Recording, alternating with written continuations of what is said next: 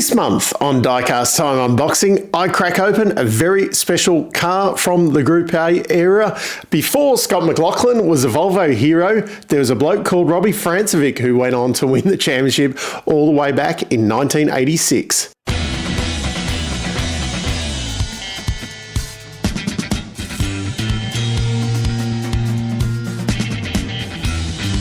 So this is a special car that's been missing from my Group A collection. I had been tempted over the years. There's some Scandinavian, I think, ones done by IXO models, but very hard to get a hold of, and postage to Australia, extremely costly. Plus then you'd have to pay the funds to get it converted into an Australian version for when you code 3 it. When I saw that this was coming out, I got very excited. Very reasonably priced. It was under $200, but yeah, I think they're all sold out now. So yeah, could be worth many more dollars if you're trying to get it on the second-hand market. Very briefly about the car, they kind of came, saw, conquered, disappeared very, very quickly. A little bit like the GRM days, but they actually won the championship with this. This could be a whole separate video in itself. So very briefly, they kicked off the year as Mark Petch Motorsport, which for those, Mark Petch was a New Zealand businessman who has been involved in New Zealand motorsport a lot over the years. Some very brief kind of stuff, especially in the Group A era coming over here. But yeah, he kicked off the team. It ran as Mark Petch Motorsport for rounds 1 and 2, which it won actually both of those rounds. Then Australian Volvo dealer team took over. I think they purchased the team from Mark Petch for the remainder of the 10-round championship those years. Robbie Francevic went on to win in Adelaide, the only other win for the year for him. Now, that's not the Adelaide Parkland circuit we have these days. At the Adelaide track in those days, very, very different. Maybe there's some videos in things like that as well, so how some of the tracks have changed over the years. But yeah, podium positions also at Wanneroo, Sandown, Surfers Paradise and Winton. Now, out of those, Wanneroo and Sandown look very similar these days. In Sandown's case, very similar, but a little bit different still. Surfers Paradise, not the street circuit we're used to now, like Adelaide, very, very different circuit. And Winton was a hell of a lot shorter back in those days as well. John Bowe also joined the team, but, you know, like these days where everyone's there from round 1, except for Brody Kostecki, they only ran one car for the first couple of rounds. John Bowe came along in a newer car for round 4. He had podiums at Calder Park and Oran Park. Two tracks that are kind of disappeared nowadays. Funnily enough, won the championship, but there was discontent within the team. Robbie Francevic and John Shepherd, who was managing the team, were kind of butting heads apparently towards the end of the year.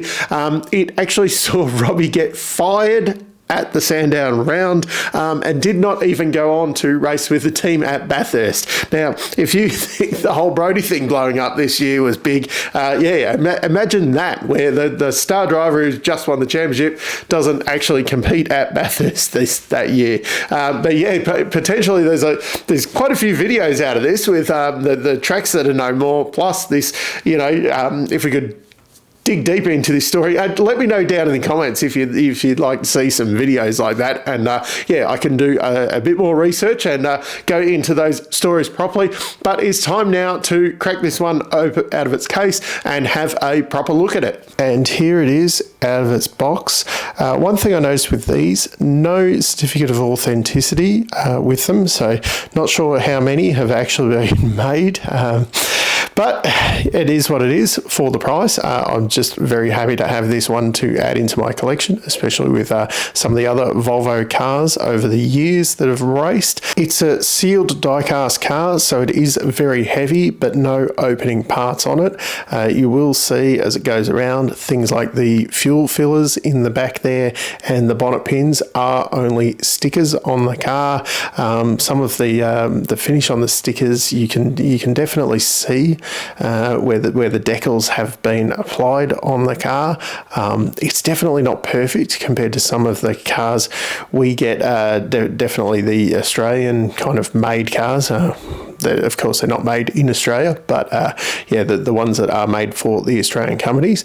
But as I've said, I'm just very excited to have this one in my collection. It does look really cool. It is something very different to nearly all of the other cars in my collection, other than I have got one of the 850 Super Touring Volvos. Big thing on this one, it has kind of intermediate tyres on the car. I'm not sure if you'll be able to see them as it goes around, but yeah, boxing as well is definitely a lot cheaper boxing compared to what we're used to.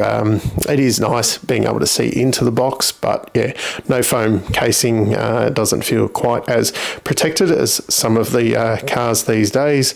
But yeah, just a very cool car to have in my collection. Definitely one that really fills in that Group A collection. So there it is, my 1986 championship winning Volvo 240T of Robbie Francevic. There it is next to the Tribute San-Am 500 Retro livery from GRM back there in the Scott McLaughlin days. So if any of you were wondering why that car had that livery, this is the reason why Volvo were involved back in supercars, well, the Australian Touring Car Championship, a long time before the GRM deal came along. But yeah, like with the GRM deal, they were in and out very quickly. So as I said, yeah, let me know down in the comments if you'd like to see some of these videos, maybe of these strange stories from back in the day. But yeah, just very happy to have this one in my collection, even if the detail, like with those printed bonnet pins and things like that, whereas yeah, definitely on these proper Australian built models, yeah, the details are a bit better on them. But yeah, just really happy to have this to kind of tie up the Volvo collection, and yeah, basically tying up my Group A collection there. So I've nearly, other than that Mustang, got one of all. And yeah, interesting as well, the number 10, which hasn't been overly successful in the Supercars Championship until, you know, this year with Nick Percat. Yeah, that yeah, it did win a championship back in the day. Anyway, let me know if you've got this one for your collection, or if you're going to try and grab it to add to your collection. But until next time, I'm still Dave, and I'll catch you later.